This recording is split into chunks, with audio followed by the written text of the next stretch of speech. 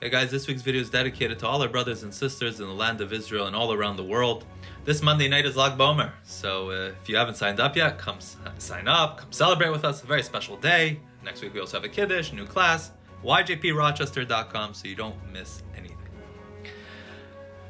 I read a humorous anecdote of the fellow who starts law school and then switches over to rabbinical school. And when they said, "Why did you switch to rabbinical school?" he said, "I'd rather preach than practice." In this week's Torah portion, we learn a profound idea and lesson about education. In this week's Torah portion, Parashat Emor, the Torah begins with God telling Moshe to give over the laws of the priesthood to the sons of Aaron, the priests. But it uses the word Emor to say twice. It says Emor, and then later in the verse it says Ve'amarta, and it's redundant. It wasn't needed. So Rashi, the foremost commentary on the Torah, immediately jumps on this and says, do you know why it says the second time Ve'amarta? That's for the priests to educate their children. After Moshe teaches them the rules of the priesthood, that they should educate and transmit those rules as well to their children.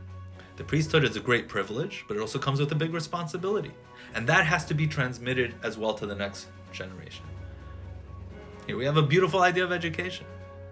Education is one of these, it's an idea that's discussed, it's written about, researched, so much on education.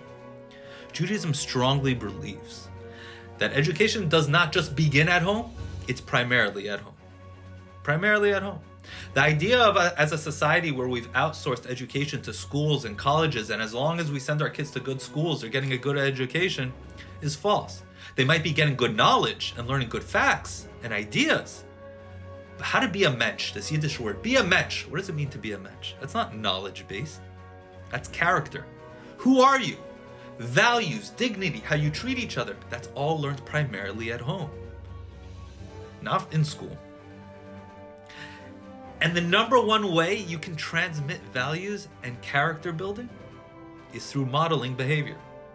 Not through do this, don't do this, don't do this. That's not effective. The number one way to be effective educator is to model behavior. Obviously, it's a lot harder. It's a lot easier to just tell our kids what to do. But they're watching us and they have an antenna, and kids are so good and intuitive on what is authentic and if we're being authentic.